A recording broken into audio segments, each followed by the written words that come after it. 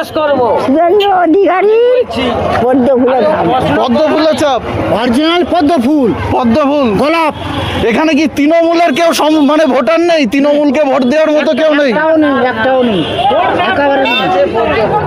নন্দীগ্রাম বিধানসভা কেন্দ্রে সাধারণ মানুষ বলছে এবার পদ্ম ফুল ফুটবে, পদ্ম ফুলের দিকেই সবাই ঝুঁকতে চাইছে, হাওয়া বদলাতে চাইছে। নন্দীগ্রামে শুভেন্দু অধিকারীকেই মানুষ চাইছে। পবিত্র করের পক্ষে এখনো পর্যন্ত আমি দেখলাম না। দিদি, আপনি নন্দীগ্রামের বাসিন্দা? নন্দীগ্রাম এবার কি মনে হচ্ছে, কি হবে নন্দীগ্রামে? নন্দীগ্রাম এবার ফুটে উঠবে বিজেপি। বিজেপি? কেন? তৃণমূল কি লক্ষ্মীর ভান্ডার দিচ্ছে না মহিলাদেরকে? লক্ষ্মীর ভান্ডার আমাদের চাই না, আমাদের যুবসাথীও চাই না, কোনো লক্ষ্মীর ভান্ডারও চাই না। আমরা চাই আমাদের এটা বাঙালি সবাই যেন হিন্দু একতায় থাকি, একতায় থাকবো। তৃণমূলের যে প্রার্থী হয়েছে পবিত্র কর, উনি কি ওনার পক্ষে কি বলবেন, ওনার সম্পর্কে? উনি তো একবারে বাজে, এবারে হারবে? হ্যাঁ হেরে যাবে।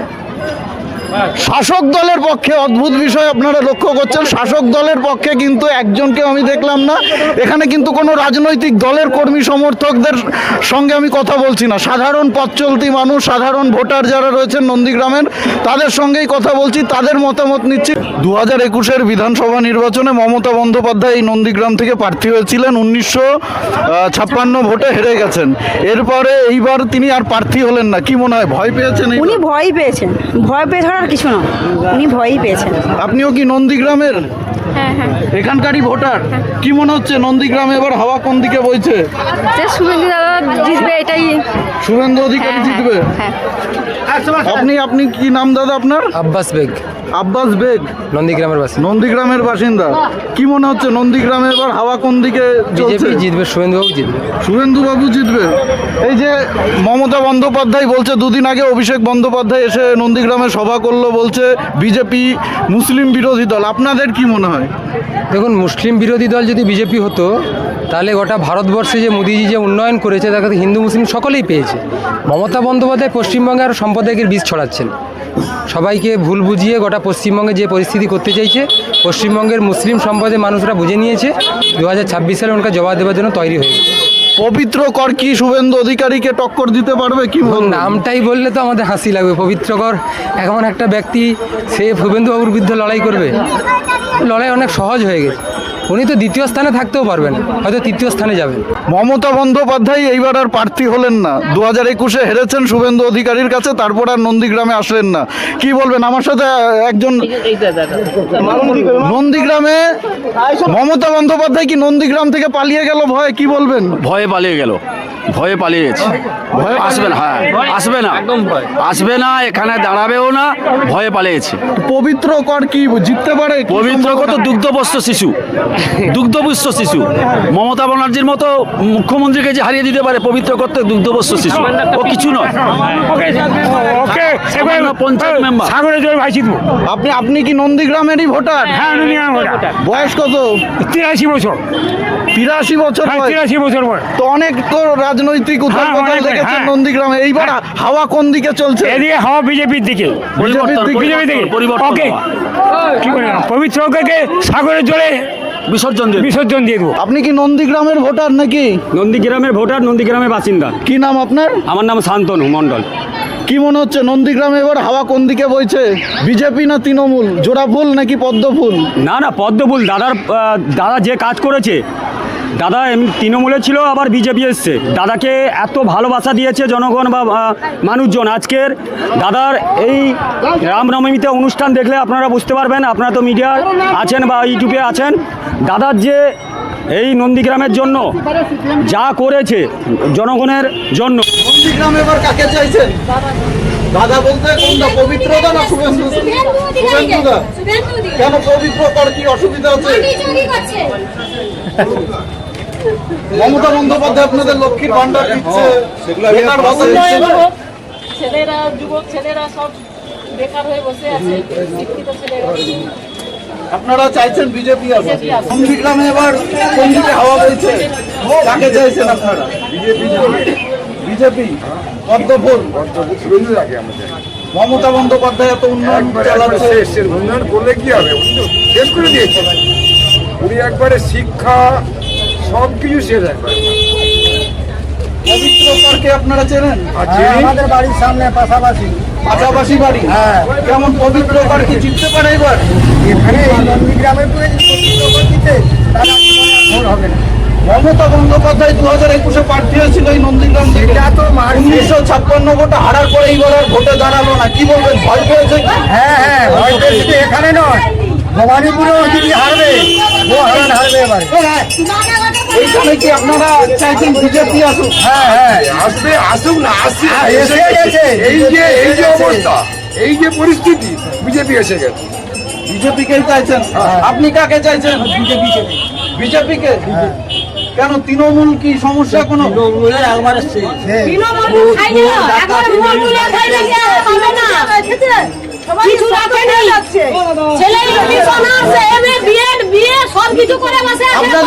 আপনাদের বলে লক্ষ্মীর ভান্ডার দিচ্ছে, বেকার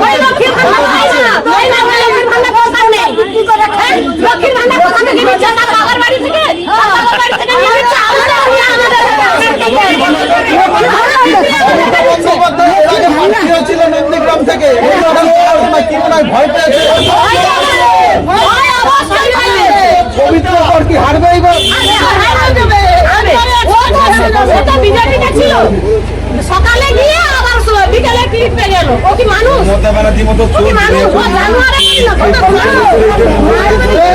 তোমাদের তো বেকার ভাতা দিচ্ছে মমতা বন্দ্যোপাধ্যায়।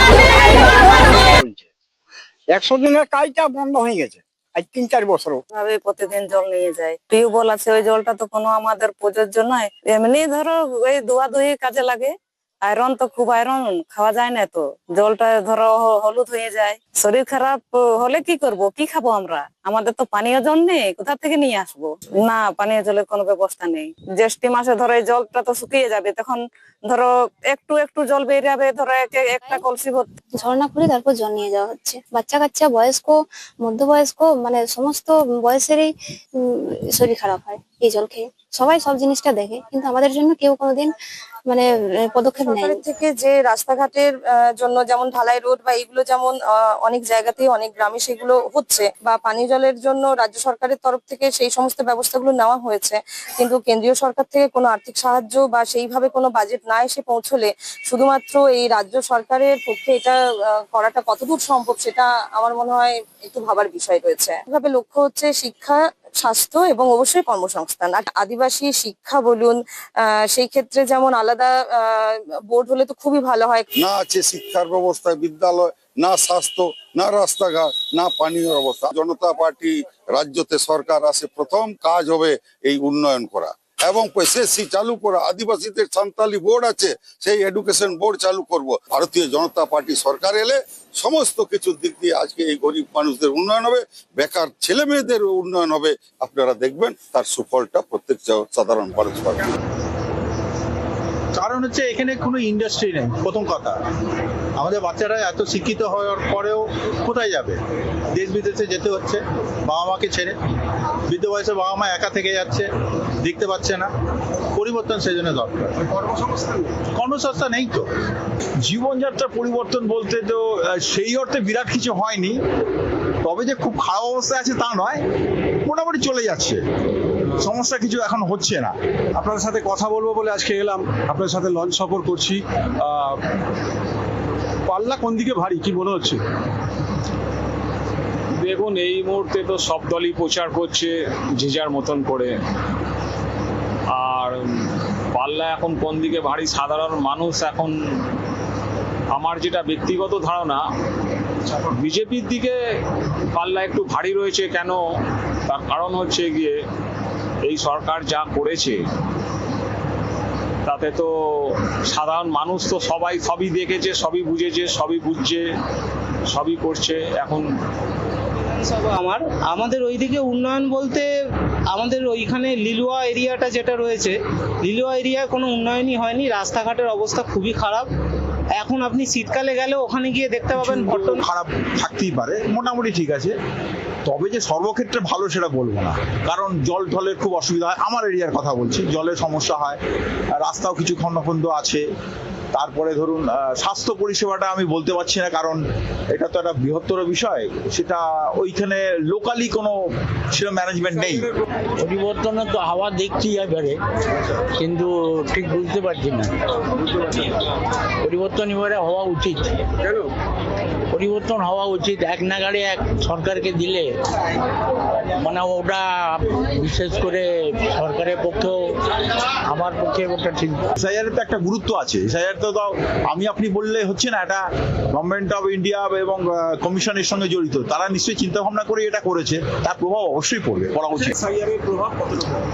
এসআইআর এর প্রভাব দেখুন, এটা একটা সরকারি নিয়ম। এসআইআর এর প্রভাব সবাই বলছে, এটাকে অনেকে অন্যভাবে নিচ্ছে, কিন্তু আমার ব্যক্তিগত ধারণা, অনেকে অভিযোগ করছেন প্রচুর হয়রানি হয়েছে, এখনো পর্যন্ত অনেকের ভবিষ্যৎ ঝুলে রয়েছে। কি বলবেন, এর প্রভাব ভোটে কতটা পড়বে? দেখুন, এসআইআর যেভাবে মানুষকে হয়রানি করেছে, তো সাধারণ মানুষ বলতে গেলে একবার ক্ষিপ্ত হয়েই আছে। তো আমি একটা কথাই বলবো, আসুক ঝড় আসুক বন্যা, আমাদের সাথে আছে, পাশে আছে অগ্নিকন্যা। এবারে কি দিদি ম্যাজিক কাজ করবে? করলেই ভালো। বামফ্রন্ট আমলে যা ছিল তার থেকে অনেক উন্নত হয়েছে আমাদের এখন। এতে কোনো ভয় নেই, কিচ্ছুই নেই। 2 দফা হোক, 1 দফা হোক, জনগণ চাইছে আবার সেই দিদি বাংলা আসবে। যে আছে সব থেকে উনি ভালোই আছে। মুখ্যমন্ত্রী মমতা বন্দ্যোপাধ্যায় বেকার যুবক যুবতীদের জন্য ভাতার ব্যবস্থা করেছেন, কি বলবেন আপনি? দেখুন, ভাতা দিয়ে তো সবকিছু হয় না, চাকরিটাও দরকার। একটা 1,500 টাকা দিয়ে যে দিচ্ছে একটা ইয়াং জেনারেশনকে, 1,500 টাকা দিয়ে তো তার আর সংসার চলবে না। সে পড়াশোনা করেছে, তার বাবা মা 10 লাখ টাকা, 2 লাখ টাকা, 5 লাখ টাকা যাই হোক খরচা করে তাদের পড়াশোনা শিখিয়েছে। এবার একটা শিক্ষিত ছেলেকে 1,500 টাকা দিয়ে তো সেই জায়গাটা পূরণ করা যাবে না। তো আমার মনে হয় ভাতার থেকে চাকরিটা বেশি দরকার। একটা এমএসসি পাস করা ছেলে, একটা ইঞ্জিনিয়ারিং পাস করা, সে কি টোটো চালাবে না সে ঘুগনি বানাবে? সে তো চাইবে নিজের একটা স্ট্যাটাস, বাবা মা যে স্ট্যাটাসে আসছে সেও একটা নিজের স্ট্যাটাস।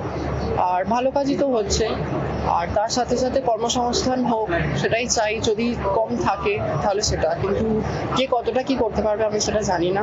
যতই ফোর্স নামাক, যাই করুক, বরঞ্চ আরো ভালোই হয়েছে। নির্বিঘ্নে ভোট চাইছে, নির্বিঘ্নেই ভোট হোক, দিদির জয় জয়জয়কার হবেই। ভোটের আগে এত সেন্ট্রাল ফোর্স নামানো হয়েছে, কেন্দ্রীয় বাহিনী, বলা যাচ্ছে যে হিংসা মুক্ত একটা ভোট, যেটা ভয়মুক্ত করার জন্য এই ব্যবস্থা নেওয়া হয়েছে, বা নির্বাচন কমিশন সেই ব্যবস্থা নিয়েছেন। কি বলবেন, এটা কি ঠিক?